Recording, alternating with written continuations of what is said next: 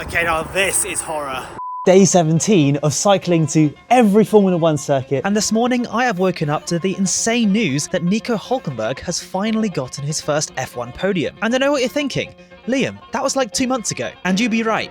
It was, because this mission so far has been one giant catch-up operation. Back home in the UK, I wasn't able to test my new bike setup because my bike shop messed me about. More on that later, only giving me back my bike 1.5 hours before I had to leave for the airport. So when I arrived in Melbourne, I spent the first week scrabbling around finding parts and testing my setup instead of filming content at Albert Park and getting all that posted before starting the ride. In the end, I filmed everything at Albert Park the day before and the day of departure. And given the sheer amount of editing that I'd have to do for those videos and how scared I was to actually announce this trip, it was a recipe for falling way behind, which is exactly what happened. I did take extra rest days so I could edit like when I was in Eden, but it just didn't happen and I was feeling pretty down about the whole thing. But now that I've started posting, I've been overwhelmed with the reception and how well the videos are doing, so thank you so much to all you lovely lot for your support so far. And I'm happy to report that pretty soon I'll actually be completely caught up so I can start posting in real time. Yeehaw!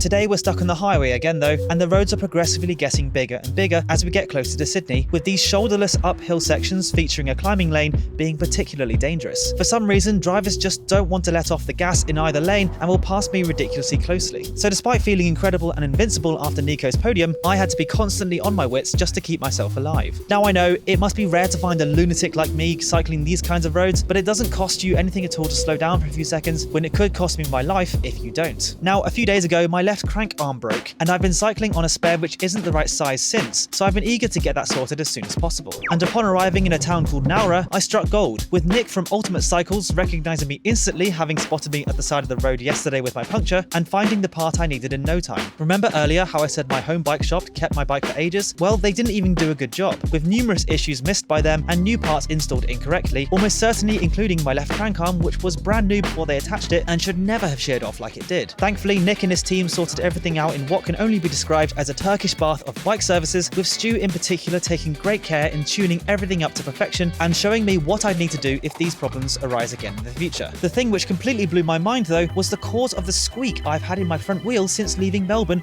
which has been driving me insane.